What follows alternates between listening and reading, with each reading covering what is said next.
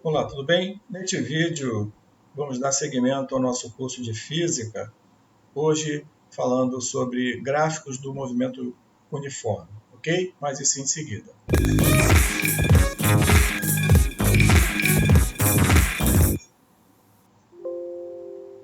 Aqui é o professor Jorge Damasceno. Neste vídeo vamos seguir com o nosso curso de Física do ensino médio, falando sobre gráficos do movimento uniforme. Estamos no módulo Cinemática, mas antes eu peço que você se inscreva no nosso canal e deixe o seu like, ok? Vamos começar. Então hoje vamos falar sobre gráficos e especificamente sobre gráficos do movimento uniforme. Lembrando que já tratamos sobre os conceitos do movimento uniforme em aulas anteriores, ok? Então vamos começar. Nos fenômenos físicos, há grandezas que se interrelacionam e variam segundo determinadas funções, ok? Então, é uma contextualização, né, a conexão da física com a matemática. Basicamente é isso. Ou seja, nas aulas anteriores a gente chegou, né, a fazer a associação, né, do fenômeno físico com, né, a sua equação horária e traçando um interrelacionamento entre o fenômeno físico e as funções matemáticas. Tá? E aqui a gente vai seguir também nessa linha, já agora, né, acrescentando, né, a análise gráfica. No caso particular de um movimento, o espaço S varia em função do tempo, como vimos em aulas anteriores. Uma forma simples para indicar essa função é a tabela horária, que pode ser montada, né, através dessa função S em função do tempo. Outra forma é procurar a expressão analítica, né, de S em função do tempo, equação horária. E também, hoje, outra apresentação para a função S em função de tempo é a construção de um gráfico, tá? Com o qual se mostra a relação entre as variáveis espaço S e tempo. Né? Ou seja, à medida que varia o tempo, eu vou estar variando também o espaço, uma vez que o móvel esteja em movimento. Construções gráficas com duas variáveis são feitas no chamado plano cartesiano. Tá? Ou seja, é o plano constituído por dois eixos x e y, perpendiculares entre si, que se interceptam num ponto denominado origem. Ok? Então, a gente vai ter no eixo horizontal, o eixo das abscissas, né, que é o eixo do x, que normalmente a gente vai estar associando esse eixo ao tempo. E o eixo vertical, né, o eixo das ordenadas, o eixo dos y, que a gente vai estar associando normalmente ao espaço S ou velocidade v e também, quando for o caso, a aceleração A ou alfa, né, como alguns livros, e aqui hoje a gente vai chamar de alfa. Então, gráficos do movimento uniforme. A função horária do movimento uniforme é uma função do primeiro grau em t, como vimos nas aulas anteriores. S igual a S0 mais VT, sendo V diferente de zero, que no movimento uniforme a velocidade é constante e diferente de zero. Então, a minha equação horária do espaço tem o espaço final, vamos dizer assim, igual ao espaço inicial, S0, mais a velocidade vezes o tempo. Ok? Em qualquer momento, eu tenho a posição do móvel considerado. Graficamente, é uma reta inclinada em relação ao eixo dos tempos. Tá? O gráfico ST é inclinado em relação ao eixo dos tempos. A função pode ser crescente, a figura A vai informar, ou decrescente, figura B, conforme a velocidade escalar seja positiva ou negativa. Se a velocidade for maior que zero, é uma função crescente. Se a velocidade for menor que zero, é uma função decrescente. Então, temos aqui, né, A e B, né, os dois gráficos. Para o gráfico a função é crescente, a velocidade maior que zero, ou seja, à medida que o tempo passa, o imóvel está se deslocando. Então, como é uma equação do primeiro grau, é uma reta, ele vai, né, à medida que o tempo vai passando, o espaço, né, vai aumentando. E o ponto interessante que o espaço inicial S0 é no momento em que eu começo a contagem dos tempos, é o espaço inicial.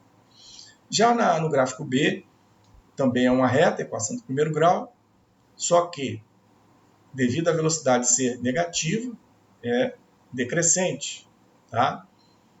Tem aqui meu espaço inicial para t igual a zero, e à medida que o tempo vai passando, né, meu espaço vai diminuindo, nesse caso, até ele cruzar, né, a origem, né, digamos assim, e continuar o seu sentido, né, se afastando. Ok? Então vamos lá. O espaço inicial S0 corresponde à ordenada do ponto onde a reta corta o eixo S, como a gente já informou. Continuando aqui, a velocidade escalar no movimento uniforme é uma função constante. V é igual a uma constante. Tá? Se é uma constante no gráfico V em função de tempo, ela vai ser uma reta paralela ao eixo dos tempos, que é o eixo das abscissas. E para V maior que zero, né, ou seja, como a gente viu, né, crescente, a reta vai estar acima do eixo horizontal, eixo T. Já no gráfico da letra B, a velocidade é menor que zero, é constante também, mas ela vai estar abaixo do eixo horizontal T. Graficamente é uma reta paralela em relação ao eixo dos tempos, como podemos ver. Continuando, quando a reta está acima do eixo T, figura A, V é maior que zero, beleza? Isto é, o movimento é progressivo. Falamos isso, né, quando estudamos movimento uniforme em aula passada. Quando a reta está abaixo do eixo T, V é menor que zero, ou seja, movimento retrógrado. Falamos sobre o que seja movimento progressivo e retrógrado. Tá? Então, V é menor que zero, retrógrado, e como falamos também, o gráfico, né, está abaixo do eixo T, eixo das abscissas, e é uma reta horizontal, já que a velocidade é constante. Ok? Movimento uniforme nunca é demais a gente reforçar. Velocidade é constante e diferente de zero. Já para a aceleração escalar A, aqui chamando de alfa, é nula, tá? Pois a velocidade escalar não varia. Tá? Ou seja, no gráfico ela vai coincidir, né, com o eixo das abscissas ou eixo T, como está mostrando aí. Graficamente é uma reta que coincide com o próprio eixo T, figura C. Uma observação muito importante. A trajetória não é determinada pelos gráficos, ou seja, através de gráficos eu não consigo definir trajetória, em hipótese alguma. Cuidado com isso.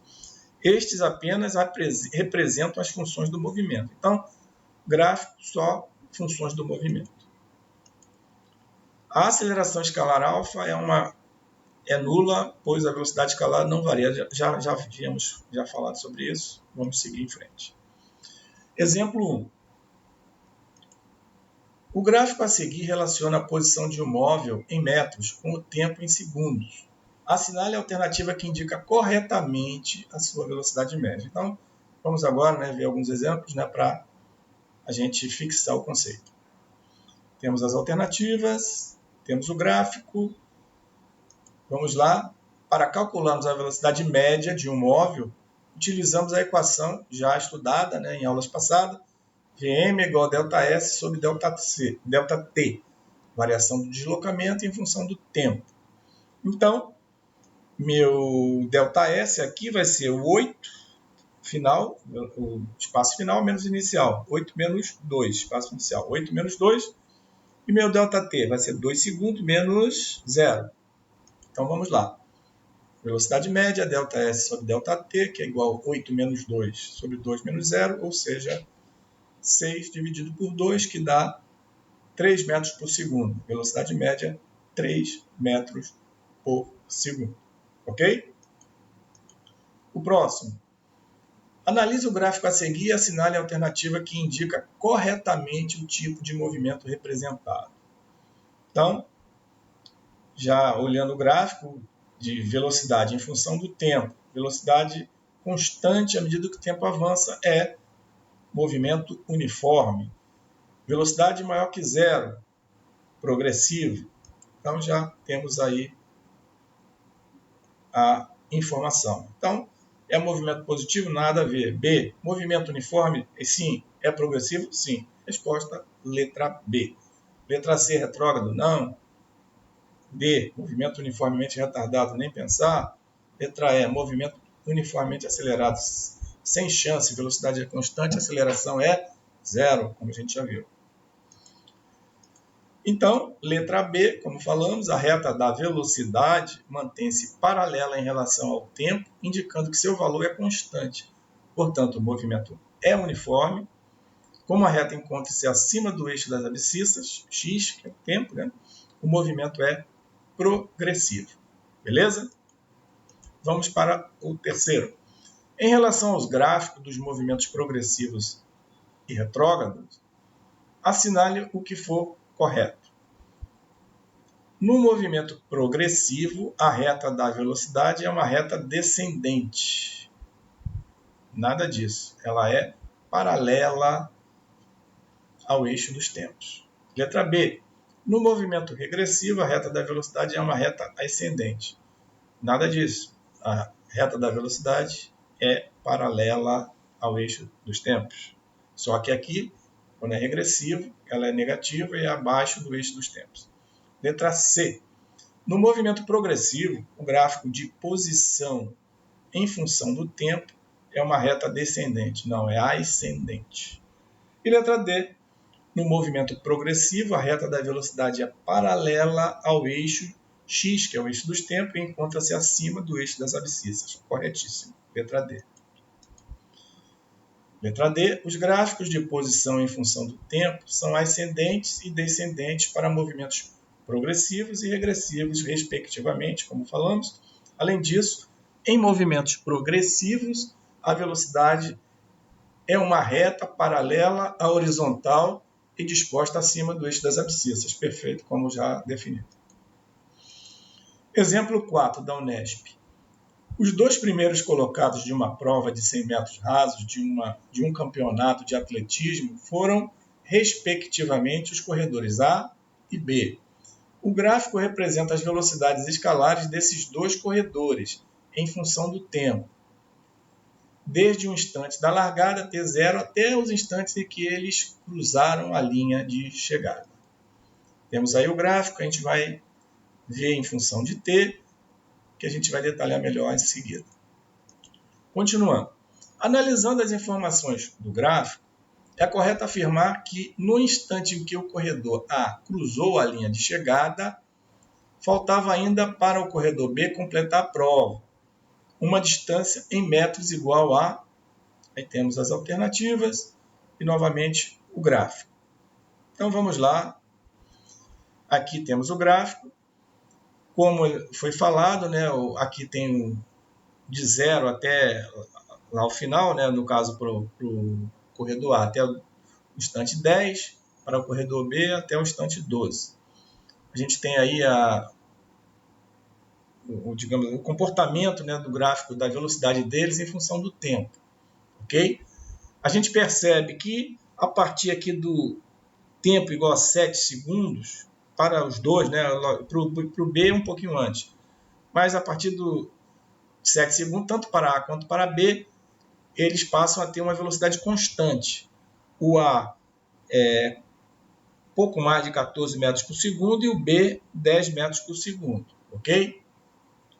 E no instante T igual a 10 segundos, o corredor A para que venceu a corrida, né? Ele passou da final e venceu a corrida. E o corredor B chegou depois, né? 2 segundos depois, como está indicado aqui no eixo dos tempos, né? Chegou no instante 12, ok? E parou também. Ou seja, ele chegou, o vencedor foi o A. Então, basicamente, o gráfico está querendo dizer isso aí. Então, a partir do gráfico, podemos perceber que após o corredor A ter parado, o corredor B correu 10 metros por segundo, né, como a gente mostrou, entre os instantes 10 e 12. Okay? Sendo assim, a distância percorrida por B após A ter parado é... Então, A parou aqui no instante 10 e ele ainda correu mais 2 segundos. Velocidade de B vai ser ΔS sobre ΔT. Ele quer a quantidade que ele ainda percorreu. Então, meu ΔS vai ser a velocidade de B vezes ΔT. A velocidade de B, como a gente viu, é 10 e o ΔT vai ser 12 menos 10. Então, 10, 12 menos 10 dá 2. Então, ΔS vai ser 10 vezes 2, que é igual a 20 metros. Beleza? Então, ele percorre, o corredor B ainda percorre 20 metros depois de A ter parado. Exemplo 5. No gráfico representam-se as posições ocupadas por um corpo que se desloca numa trajetória retilínea em função do tempo. Então, temos aqui o gráfico ST, né, demonstrado. Vamos ver o que ele quer saber sobre esse gráfico. Pode-se, então, afirmar que o módulo da velocidade do corpo, então, analisando o gráfico ST, como o gráfico ST tudo é reta, né, é um movimento uniforme. Então, vamos analisar a velocidade. A velocidade é constante no movimento uniforme. Então, vamos lá. A velocidade do corpo aumenta no intervalo de 0 a 10. Não aumenta porque no movimento uniforme a velocidade é constante. Então, a letra A está errada. Letra B. Diminui no intervalo de 20 a 40 segundos. Negativo. Por quê? Porque a velocidade é constante no movimento uniforme. Letra C. E aqui trata, né, de um gráfico relacionado ao movimento uniforme. Letra C. Tem o mesmo valor em todos os diferentes intervalos de tempo. Correto. Letra C. Está certo. Não varia, velocidade constante. Letra D. É constante e diferente de zero no intervalo de 10 a 20 segundos.